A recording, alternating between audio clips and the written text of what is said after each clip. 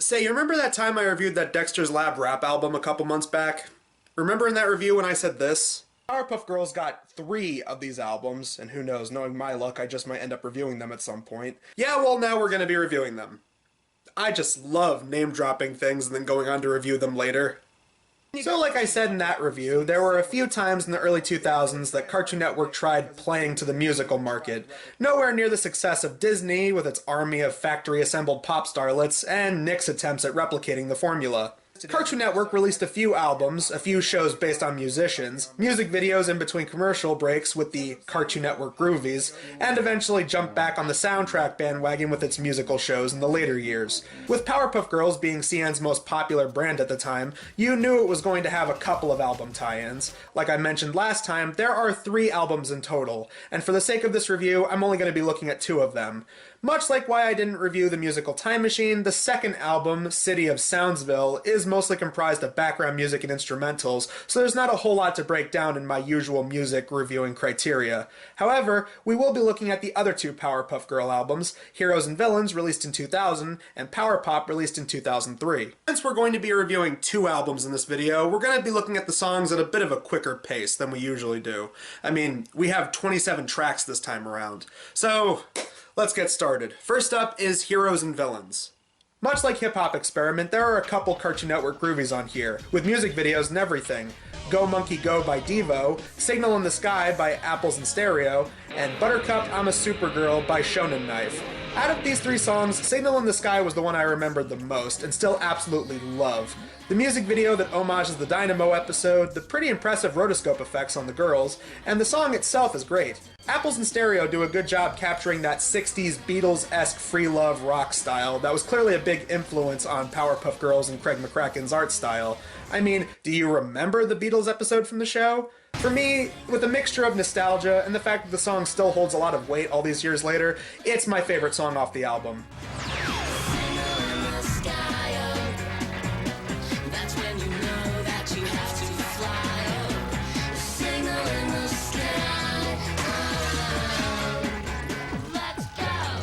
I do vaguely remember I'm a Supergirl from back in the day, but re-listening to this one, I love it. It's from the Japanese punk group Shonen Knife, and they did a bang-up job here. And yeah, maybe I am a little biased because I'm more a fan of rock-based music, but I'll be damned if this isn't a good song. Every time I hear it, it just reminds me of great early punk acts like the Ramones, and they just did it so good.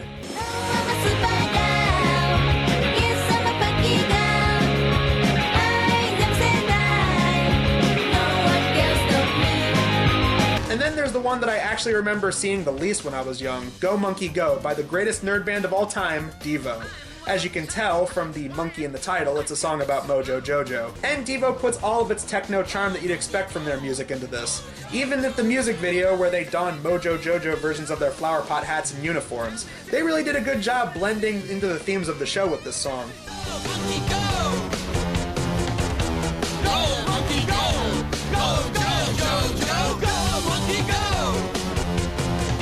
And believe it or not, this wasn't the last time Devo dealt with monkeys. They also did the Witch Doctor song for the Rugrats movie. One thing I like about this album is its variety. There are a bunch of different genres on display here. Whether it be the techno of Go Monkey Go, the punk of I'm a Supergirl, the psychedelic with Frank Black's Pray for the Girls. Better pray for the girls. Better pray for the girls. Ain't no other hope in this whole world. Even Flapper era music with Walk and Chew Gum. A song about the mayor of Townsville being very bumbling and how the superpowered girls make his day easier.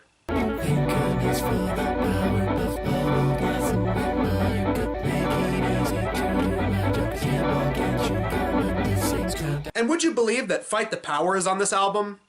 Not the Public Enemy song, though that'd be hilarious in hindsight. Fight the power! Fight the power! No, it's a song called Fight the Power by Biss, the same group that does the ending theme song for the show. I've got the brain, I've been saved.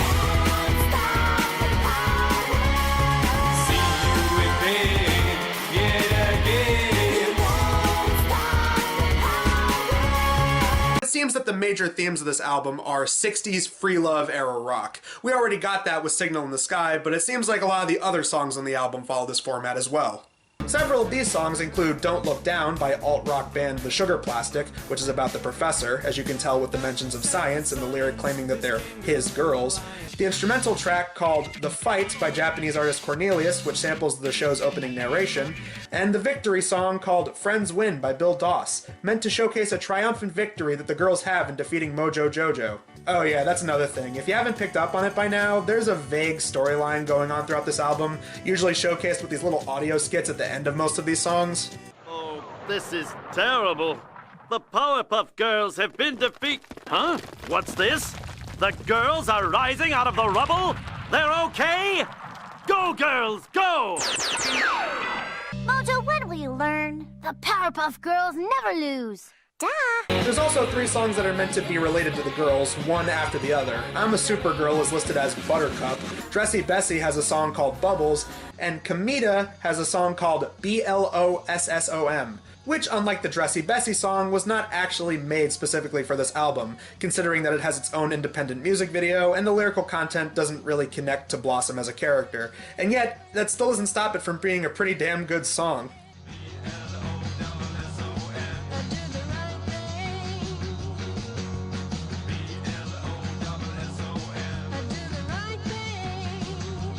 And if you're curious, there actually are songs from the show, including the opening theme at the beginning, the ending theme at the end, and as a bonus track you get Love Makes the World Go Round from the episode Mime for a Change. So overall, what did I think of the album?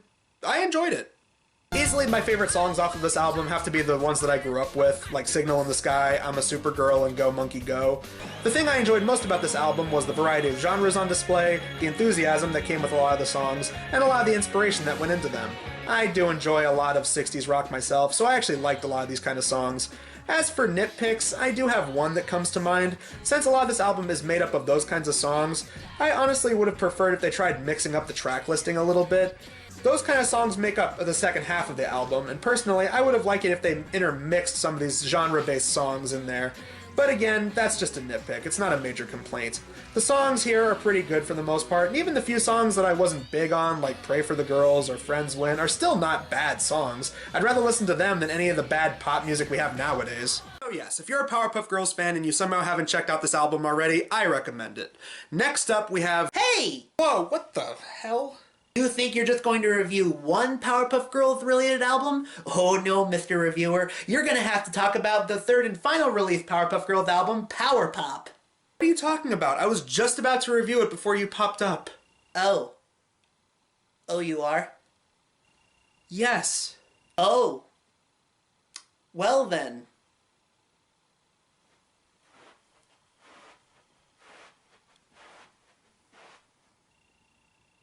The fanboys are going to be reoccurring characters from now on, aren't they? Released 3 years after Heroes and Villains, and a year after the hip-hop experiment, Power Pop received very mixed reviews. One critic on AllMusic, who praised the previous 2 soundtracks, gave this one a 2.5 stars out of 5, saying that the songs were cookie-cutter teen pop. Despite reading that review before I started listening to the album, I went in trying to be fair on the music. And after listening to it in full, I think I actually do agree with a lot of that review. Power Pop consists of 13 tracks total, and a few of them actually got a decent handful of music videos, though you'll see why that is in a second. 2 songs were actually featured previously on the Powerpuff Girls movie soundtrack, one of them being the ending theme remix from the movie, this time listed as Power Punk Ending Theme. Oh, if only they knew that the Powerpuff Girls would be a thing in the comics. If you're not aware about this, they're evil clone versions of the girls from a mirror universe. The other song is the very first we get on this album, That's What Girls Do, by the 2000s girl group No Secret. It's one of the many girl group songs we're going to get on this album. Though that's not what makes it odd to me. What makes it stand out to me is the subject matter. Despite the music video adding a lot of clips from the movie, the lyrical content is your usual Radio Disney tweeny bopper song about going to the mall and flirting with boys. You ask me why I changed the color of my hair. You ask me why I need 32 pairs of shoes. You ask me why I gotta play so hard to get. You ask me do I play it cool just to make you sweat. And look, maybe it's just me, but this isn't the kind of thing I immediately go to when I think of a show about 3 little kindergarten girls with superpowers. Not counting that bit from the city of Clipsville. I mean, these kind of songs could work if that was what the show was about, but I don't know, it just feels kind of out of place with Powerpuff Girls. I mean, here's an example of it working right. This is a commercial for a very similar show that came out around the same time.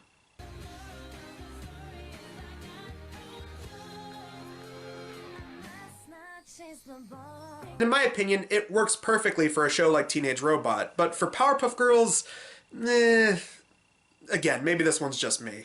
Next is the first of 3 songs from the R&B group Cherish. The 3 songs that they did for this album include Power of the Female, Me and My Girls, and Chemical X. Power of the Female is basically a female empowerment song. Not that bad, but honestly halfway through, I just wanted to switch over to Independent Women by Destiny's Child instead. It also features a music video where the group are green screened into Townsville fighting bad guys. It connects more to the show than the No Secrets song did. Me and My Girls is more of the same thing, with a bouncier beat and a guest spot from Sean Garrett, who some of you may remember from that awful breakup song from that Mario guy. The other thing of note from the song is Garrett tries doing a hip-hop rendition of the opening Powerpuff Girls narration and tries way too hard to make it hip. Sugar, spice, and everything nice. These were the ingredients chosen to create the perfect little girl. Out of the 3 songs, Chemical X is probably my favorite from them, as well as my personal favorite off of this album. The beat is smooth, it does a good job celebrating the title characters, and honestly, it's the most connected to the franchise so far.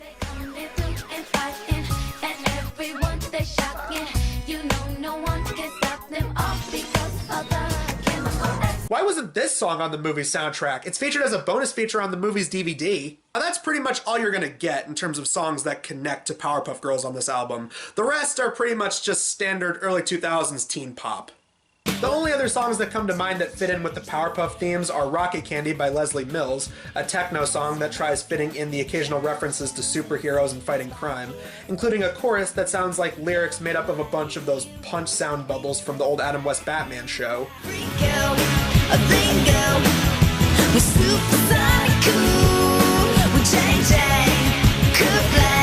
Then there's Super Secret City of Soundsville song by Ursula 1000, which is just a techno remix of the ending theme.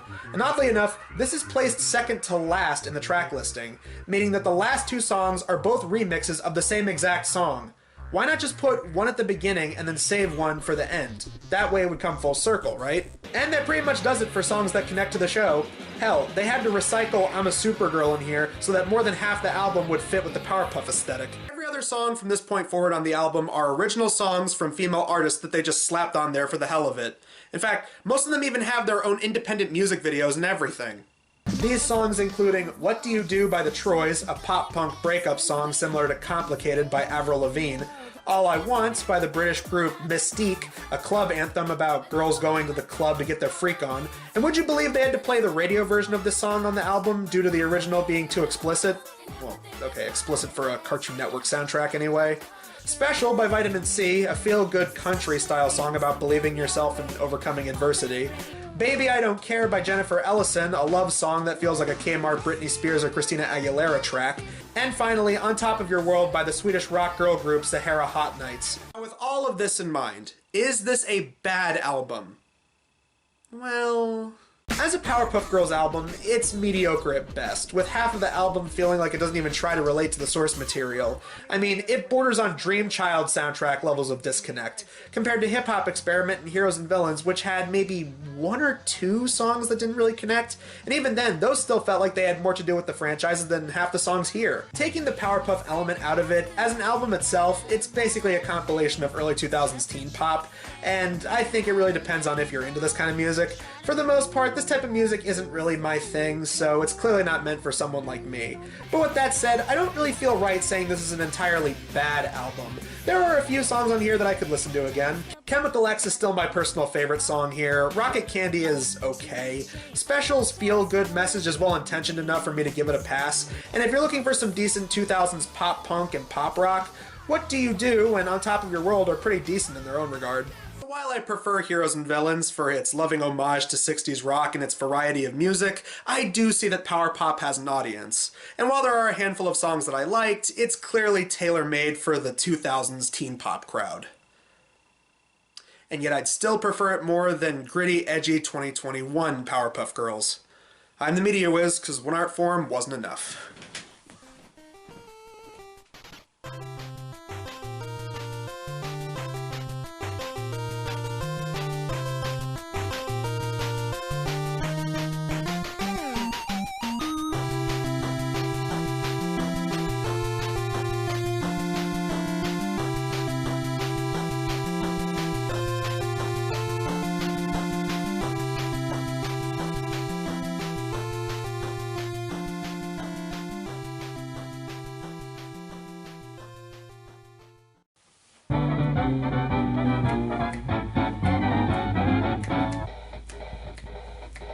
Sometimes he's just smiling, waiting, but inside this is what